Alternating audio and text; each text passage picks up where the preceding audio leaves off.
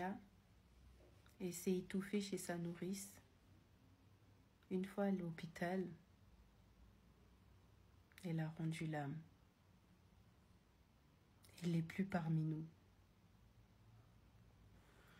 Le vendredi 7 mars, ma fille a été déposée chez sa nourrice, comme d'habitude. Et vers midi, j'ai reçu un appel que comme quoi ma fille s'est étouffée. Il faut que je me rende tout de suite chez la nounou. Une fois là-bas, on ne me laissait plus m'approcher, bien sûr. Il faut attendre. Il faut attendre que le SAMU fait son travail pour voir si elle respire. Ils ont essayé plusieurs fois. Ils ont essayé de la réanimer. Son cœur a commencé à battre. On nous a transférés à l'hôpital de Necker. Et là-bas, j'ai passé plus d'1 semaine à attendre qu'elle se réveille. Les médecins m'ont répété dès le premier jour qu'elle est en mort cérébrale, qu'elle allait plus se réveiller. Même si elle se réveille, elle sera plus comme avant. Elle aura beaucoup de séquelles. Comme d'habitude, j'ai continué à prier, à avoir de l'espoir. J'avais de l'espoir quand même. J'avais de l'espoir qu'elle se réveille. J'ai prié. Et le lundi, son cœur, il a lâché parce que le cerveau ne s'est jamais réveillé.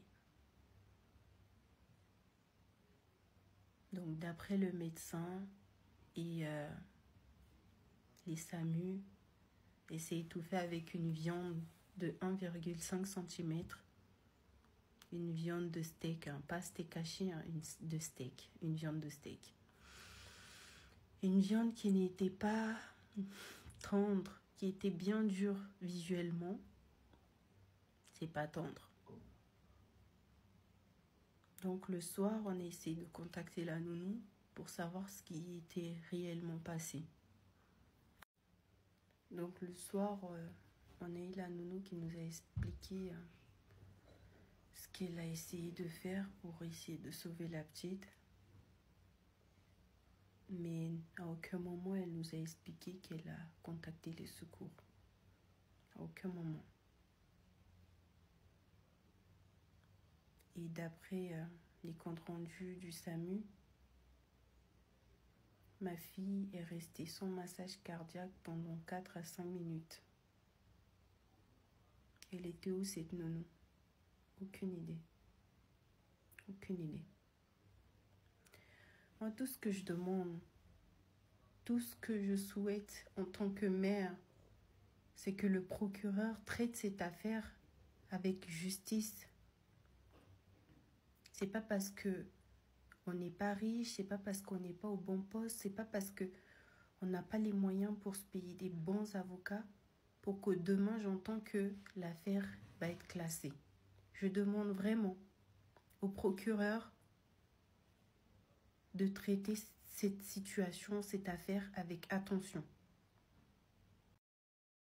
Voilà, vous venez là de suivre comment est-ce que cette maman a expliqué avec sa douleur. Vous ne pouvez peut-être pas voir sa douleur, mais ça se voit que son intérieur brûle. Son intérieur brûle. Un morceau de viande qui amène votre fille à la mort. Une fillette de 2 ans. Une fillette de 2 ans, les amis, qui s'en va comme ça, sans dire au revoir, sans tomber malade, sans rien du tout, mais elle est partie. C'est dommage, la famille. Courage à cette femme. Bonjour à tout le monde, j'espère que vous allez tous bien et bienvenue sur notre chaîne Mianda la Douce officielle. Et je tiens à remercier toutes ces personnes qui s'abonnent et vous qui n'êtes pas encore abonnés, abonnez-vous massivement, laissez-nous un commentaire et likez la vidéo, partagez cette vidéo au maximum pour aider les autres. Alors, c'est très important de nous faire de remarques, mais soyez gentils, c'est mieux, ok? Nul n'est parfait, on est tous des apprentis, on apprend tout le jour. Et sachez aussi que cette langue que nous parlons n'est pas du tout notre langue. Pour ceux-là qui connaissent le français à 100%, sachez bien que ce n'est pas notre langue. Même les Français eux-mêmes font des erreurs, commettent des erreurs dans leur orthographe et autres. C'est tout à fait normal.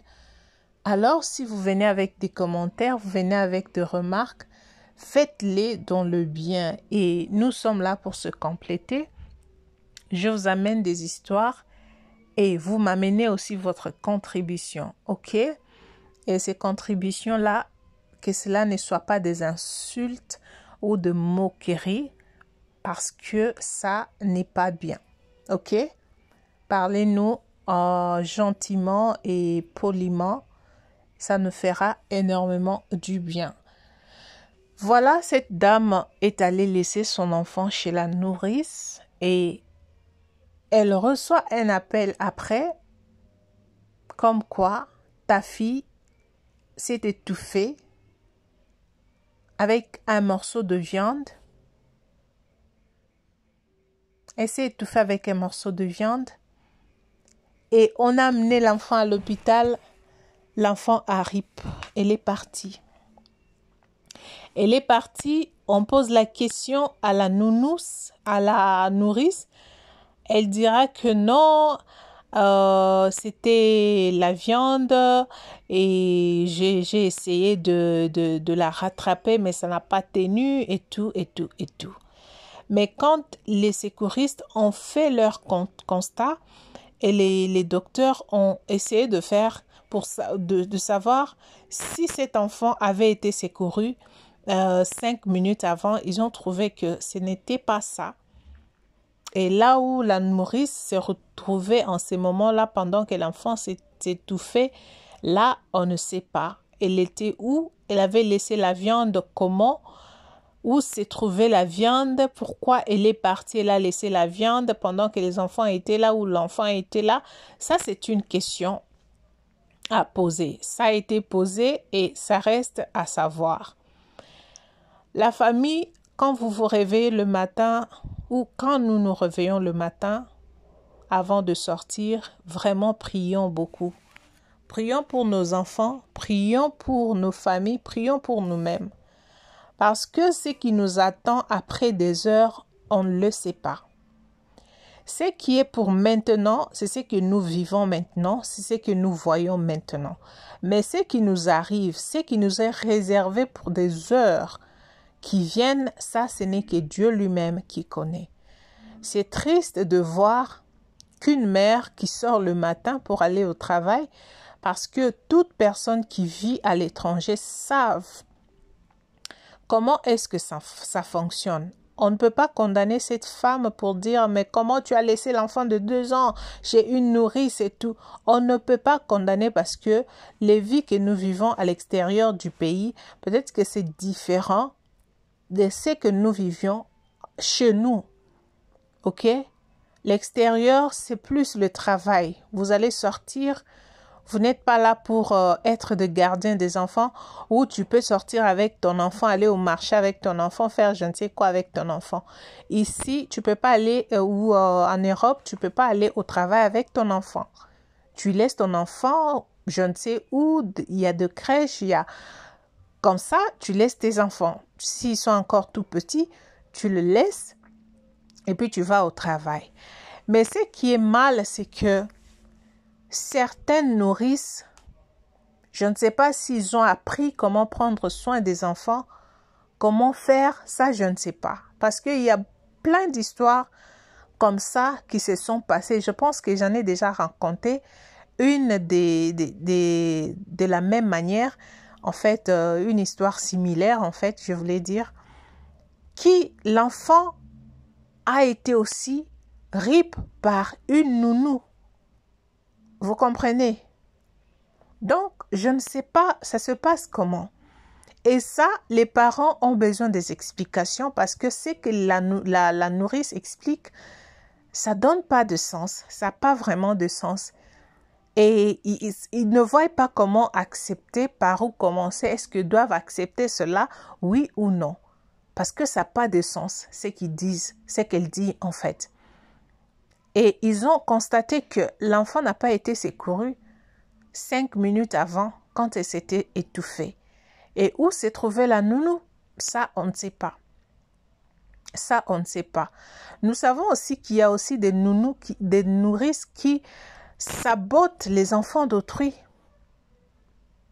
C'est ce qu'on appelle sabotage. Donc, il est ou elle est peut-être jalouse. Peut-être qu'elle voit que cet enfant a de l'avenir. Peut-être qu'elle voit quelque chose qui fait en sorte qu'elle soit vraiment jalouse de cet enfant. Elle va tout faire pour ôter la vie de cet enfant. C'est malheureux. C'est malheureux de laisser cette femme avec cette douleur d'une petite fillette très jolie comme ça partir. Je peux ressentir la douleur de cette femme. Je peux ressentir la douleur de cette femme.